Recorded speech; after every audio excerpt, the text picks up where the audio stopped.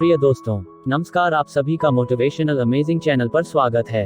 आज हम आपके लिए लाए हैं एक प्रसिद्ध चीनी तीर्थयात्री बौद्ध भिक्षु ह्वेनसांग के जीवन से जुड़ी कुछ विशेष घटना के बारे में। बात बहुत पुरानी है। नालंदा विश्वविद्यालय के विद्यार्थी उमंग भरे हृदयों से चीनी पर्यटक ह्वेनसांग को भावभीनी विदाई देने जा रहे थे।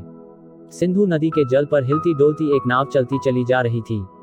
नाव में बैठे हुए विद्यार्थी ह्वेनसांग के साथ विद्या विनोद तथा धर्म चर्चाएं भी कर रहे थे।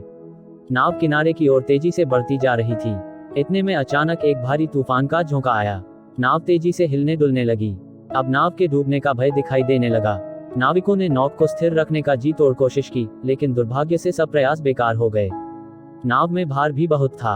ह्वेनसांग भारत में घूमने के बाद जहां भी उन्होंने भगवान तथागत की अद्भुत मूर्ति देखी या अप्राप्य ग्रंथ देखा, उसे तत्काल अपने साथ ले आए थे।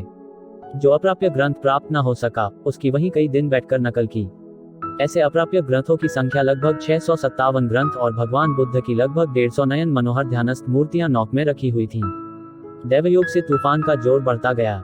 नाविकों के सभी प्रयास बेकार साबित हुए। अंत में उनकी नजर नाव में भरी पुस्तकों और मूर्तियों पर पड़ी। उन्होंने कहा, अब बचने का केवल एक ही मार्ग है। इन सारी पुस्तकों और मूर्तियों को जल में फेंक दो तो भार कुछ कम हो जाएगा और नाव धीरे धीरे किनारे तक पहुंच जाएगी।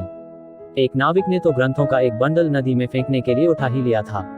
ये दृश्य देखकर ह्वेनसांग तथागत की मन ही मन प्रार्थना करने लगा, भगवान, मुझे मृत्यु का तनिक भी भय नहीं है।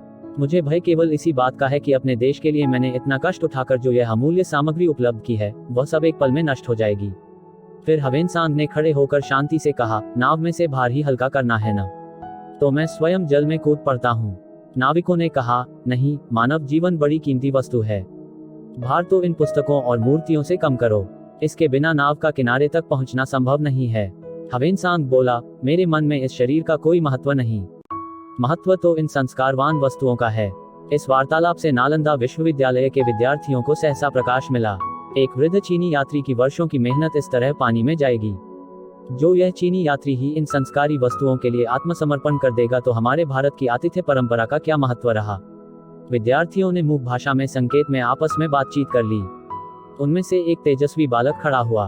दोनों हाथ जोड़कर सबसे अभिवादन करते हुए उसने कहा, भदंत, भारतवर्ष की भूमि से आपने जो ये संस्कार निधि एकत्र की है वह केवल नाव में भार के कारण डूब जाए, ये हमारे लिए असहनीय है।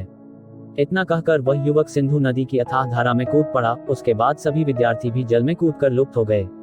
नाविक तो इस समर्पण का अद्भुत दृश्य फटी आंखों से देखते ही रह गए।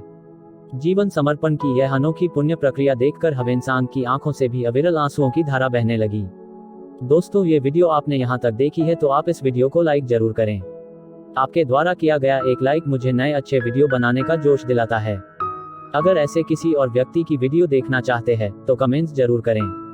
आपने अपना कीमती समय दिया, इसके लिए बहुत बहुत धन्यवाद।